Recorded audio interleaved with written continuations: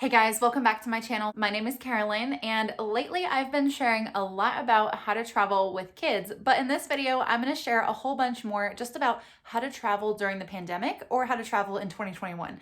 Because let's be honest, there's a lot of new things to look out for when you're traveling, whether it be flying internationally, flying domestically, or just taking a road trip. There's a bunch of things to keep in mind as you plan your trip for this year. So I'm gonna give you all the tips that I can to help you have the best trip ever. It's what you're doing, making me feel like I'm falling.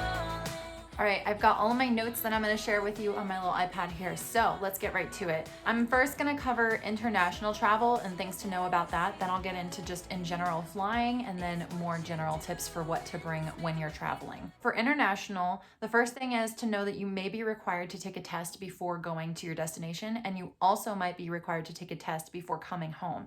So make sure that you get familiar with what the requirements are based on where you're going.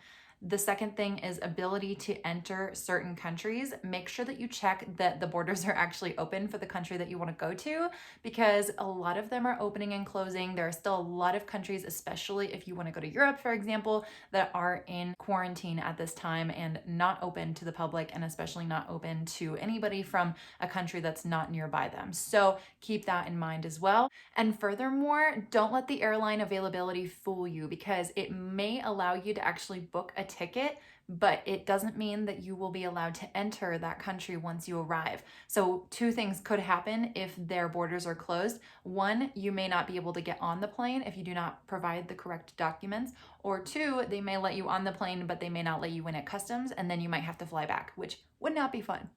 The next thing is you may be required to register for your destination before you go. So for example, I know right now Germany is requiring this because their borders are only open to a limited number of people based on if you have family members or if you are a citizen or a dual citizen or something like that. I know that because we have some family there. And so for us, we have paperwork that allows us to be able to get in. With that said, we have to register online before we even go there. So check if your destination requires you to register before flying there. You also may be required to quarantine once you arrive. So if you're in a country that requires you to quarantine or requires you to take a test once you get there, plan the time that you need into your schedule for travel. Okay, let's talk about flying. In general, flights are being consolidated right now. A lot of people want to travel, but that is still not nearly as many people as the normal amounts and normal crowds that they're used to.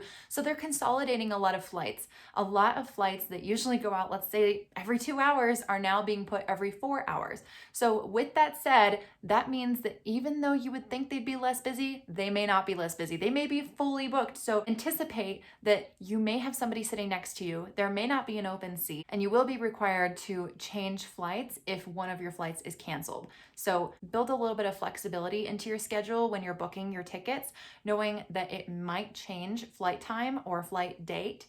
Keep in mind that usually flights will let you know at least a week before if the flight is canceled or changed. I think if you're within a week of your time frame, usually that means it's good to go.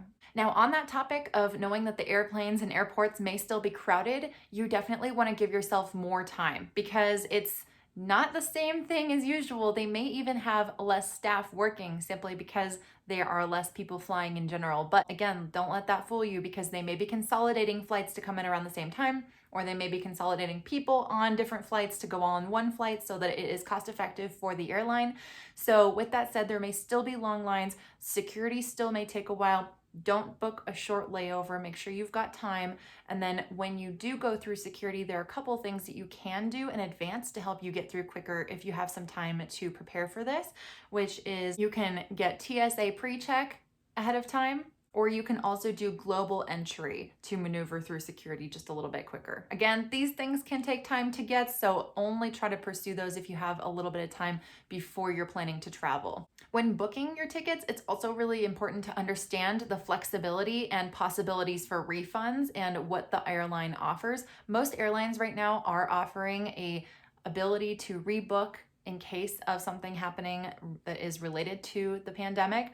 But With that said, there is no guarantee if they're actually going to refund you that money or if you're just going to get a voucher that you can use for 1 year, or even some airlines are doing 2 years. So just make sure that you understand what their rebooking policy is so that you are covered and you know if you need to, for example, spend a little bit extra to get some extra insurance on your ticket. They are still offering insurance on tickets. Just make sure that you understand the difference and what is automatically covered and what you might need to pay for. One thing you can do to have a little bit smoother transition, if for example you had to cancel your flight for some reason, is if you book using loyalty points that you have through a certain airline, then you can actually usually get those refunded directly back just as points, and you don't have to worry about having to use them in a certain time frame. Versus if you pay with cash, then you usually do just get a voucher and you'll have to use it within a certain time frame. Another thing that I think people are doing a lot right now is booking the window seat and the aisle seat if there are two people flying together. And while sometimes this can work to make it so that the seat in the middle is empty, that doesn't always work. So keep in mind that it may not help, but it is something that you could try if you wanted to go for trying to have an open seat next to you, versus booking two seats directly next to each other and having somebody else book the aisle or the window. Just an idea. When you do fly and travel, expect that everything's going to be touchless. This includes scanning your ticket, reading a menu, whatever it is that you're paying for. All of these things are usually going to be touchless. And I think most people are pretty used to that by now just because of the way restaurants are and things like that. But just something to keep in mind. Definitely make sure that you have all of your tickets on your smartphone or on your smart device, something like that, so it's easier to scan. I think they are still doing paper tickets and things like this, but again, just something to keep in mind. And I already talked a little bit about giving yourself extra time because of security, but you also want to give yourself extra time because boarding the flight and also deboarding the flight, whatever that word is for deboarding, exiting the flight, both take more time than normal. So when we flew, for example, they actually dismissed each row individually. So you were not allowed to stand up to get your bag from the overhead until they call your row. So you know how usually it's kind of funny, everybody stands up at the same time when the flight pulls in? There is none of that anymore. It's all people waiting and sitting in their seat until they actually call your specific row on the intercom. And then once they call you, you can get up. They're also not allowing anybody to, let's say you have a quicker connection and you want to get off before the other people. You literally would need to be in the front of the airline in order to make that connection. Otherwise, I just, like I said, try to give yourself more time because it does take more time to get off the airplane. Another thing for flying is making sure to drink lots of water while you're on the airline because, again, just want to take care of your body as much as you can to try to stay healthy. Okay, next I'm going to talk about what to bring. I would definitely recommend packing food and snacks for your airline, and this is specifically because a lot of airport restaurants are not as open as usual, and the ones that are open might have more crowds just because the other ones aren't open. Isn't that a funny cycle?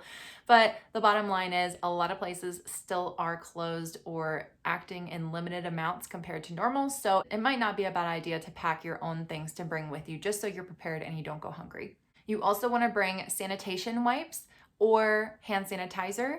And keep in mind that you are allowed to bring both of these on the airplane, but both of these things you are required to take out of your bag during security. So maybe just pack them in a place that's easily accessible. And if you are gonna bring hand sanitizer, you are allowed to bring up to 3 ounces. Next, bring your masks. This is pretty much standard everywhere that you go nowadays, but bottom line is you're pretty much required to wear it as long as you're not eating or drinking. So keep that in mind and keep it with you at all times. And then of course, if you are bringing children with you, they are not required to wear it if they're under the age of 3. In most places, I have yet to find anywhere that has required my babies to wear them, but I'm pretty sure that that is the case.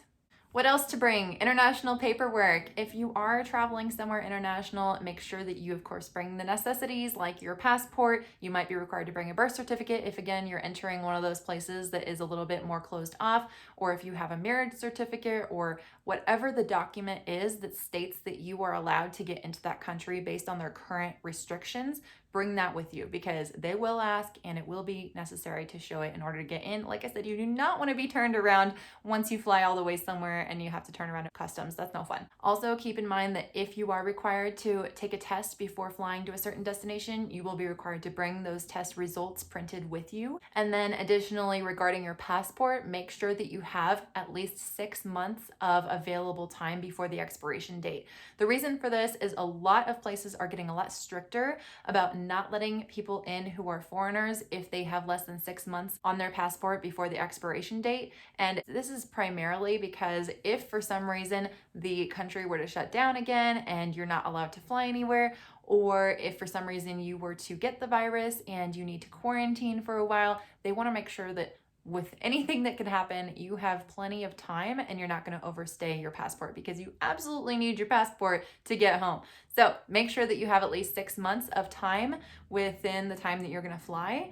And if you don't have 6 months left on your passport, renew it as soon as possible. Another thing to bring on the airplane is extra layers to wear, and this is primarily because airlines can get cold. I think most people know that, but it is not worth compromising the strength of your immune system if you are sitting on an airline that is cold. So just bring a couple extra layers, maybe, a sweatshirt, whatever, easy. If for some reason you forget that and it is freezing, you usually can ask a flight attendant for a blanket or something. With that said, I also usually recommend packing an extra outfit in your carry-on just in case anything were to happen to your suitcase or your luggage if you have checked luggage.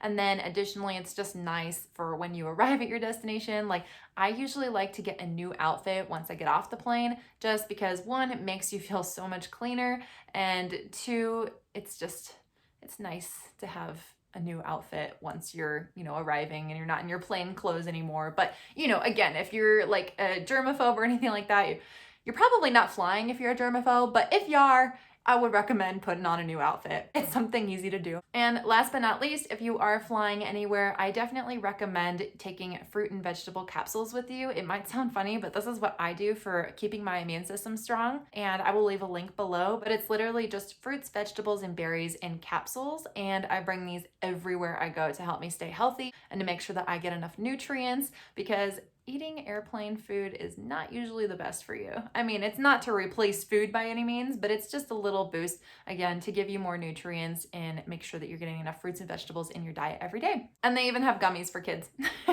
Like I said, I'll leave that link below.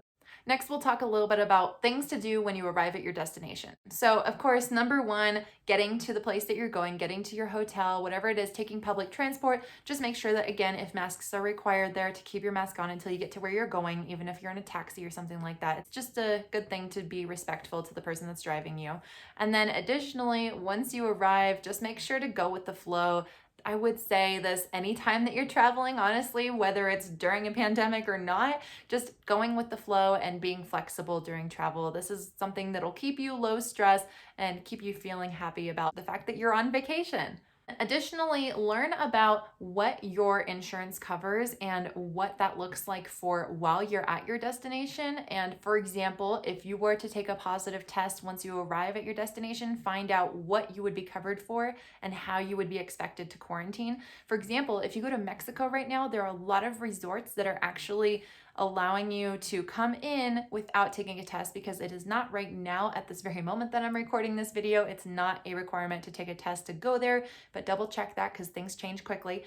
But they are requiring to take a test to go home to most places when they're coming back from Mexico. Therefore, a lot of the hotels and resorts are actually providing complimentary tests, which is really nice. But keep in mind that if for some reason you test positive, then you will, of course, will be required to quarantine there. And some resorts are actually putting people up for free if that is the case. Now, it's not obviously going to be the same experience because you'd have to stay in your room the whole time, but a lot of places are doing something like that where the person who tests positive can stay for free for the duration of their quarantine, and then they can go home. If they have somebody who's accompanying them, that accompanying guest is also going to be allowed to stay at usually a discounted rate, or they can choose to go home. So those are just a couple things as examples that I know for, like, again, specifically about one country, this example being Mexico, but keep this in mind for anywhere that you're going. Just know what is expected and what they offer in the case that this would happen and what your insurance would cover in the case that you need any assistance. And like I said, just make sure that you understand what the requirements are for you in order to return home as well. Now I'm just going to cover a couple things that are more specific to if you're flying domestically or if you are actually just taking a road trip. So the first thing being to make sure that you check state laws, because every state is having their own requirements usually. So, I mean, honestly, even some cities are having different requirements. And I'd say usually it's based on the county. So if you're going to a specific county and you know you're going to stay there, just double check because they might have different laws than other counties. And specifically, it might have something to do with how many people are allowed to be in a room together, how many people are allowed to be outside together, and if you're required to wear a mask or not. A lot of restaurants are operating at lower capacities in different counties, so having an understanding of how high they're allowed to go with letting people in will also let you know if you're gonna have a longer wait time, for example. You might wanna give yourself more time if you're planning to go out to dinner in a place that is a little bit more restricted. And these are things that you want to check right before leaving for your trip because they do change all the time. Basically, every state, every country, every county, all these things are changing all of the time. And even if you are traveling internationally, it is also good to check the county that you're specifically going to because it may, even the state that you're going to within the country may have different requirements than the federal country laws. And again, this is similar to flying. If you're doing a road trip, don't expect for the roads not to be busy just because, you think that less people are traveling. This is not the case at all. I think people, especially now more than ever, are itching to go places. I know I am. I got the travel bug for sure. I'm like, get me out of here. But in all honesty, just keep an eye out for the fact that people are on the road. People might be driving a little bit more crazy because they haven't been driving as much lately. Just be cautious and be aware of your surroundings and try to drive as safe as you can. And if you are camping out, let's say somewhere at a national park, for example, make your reservation early because they are going quickly. And a lot of places are also not allowing all of the campsites to be reserved. They may be only allowing every other one to allow more social distancing or something like that. I'm just saying double check on where you're going just so you make sure that you are able to get a spot if you need to. And again, with that said, national parks, I would expect them to be busier than normal. I'm not saying don't go. I'm just saying give yourself extra time and be flexible and be patient. Bring lots of snacks along the way in case you need to wait in order to get a parking spot at the specific thing that you want to see. Last summer, when my family did a road trip in our VW van, we went all over the northwest of the USA and it was beautiful. And I've got a whole playlist of videos filled with our trip with our twin babies. But anyways, keep in mind that that is something that we experienced. We had to wait in long lines to get into parking lots even just to get a parking spot to go see geysers at Yellowstone, for example. So just something to keep in mind and to know ahead of time. And my very last tip that I'm going to share with you is just in general, whether you're traveling road trip, whether you're going on a big flight internationally, whether it's a short trip or a long trip, whether it's even just a weekend trip, if it's anything important that you don't want to miss, if this trip is something that you want to have happen, make sure that you're cautious for the 2 to 3 weeks leading up to your trip. What I mean is, you want to be cautious in the way that if you've got some big plans, I wouldn't want you to mess them up by getting sick. Just make sure that you're extra cautious. If you're the kind of person that loves hanging out with a wide variety of people, or if you go into a busy workplace all the time, just try to be extra cautious as much as you can for the couple weeks leading up to your trip. That way you make sure that you stay healthy and you don't risk not being able to go on your trip, because obviously if you're planning a trip, you're really excited about it, and I really want for you to enjoy your trip to the max. So anyways, I hope that these tips were helpful for you. I hope that you found value in all of the things that I've learned from flying internationally and doing big road trips, all while during this pandemic. If you have any other questions that you want me to answer, feel free to leave them below and I would love to answer them. Thanks so much for watching. I hope you have a great trip. And as always, don't forget to like and subscribe. See you in my next video. Happy travels. Bye. It's what you do.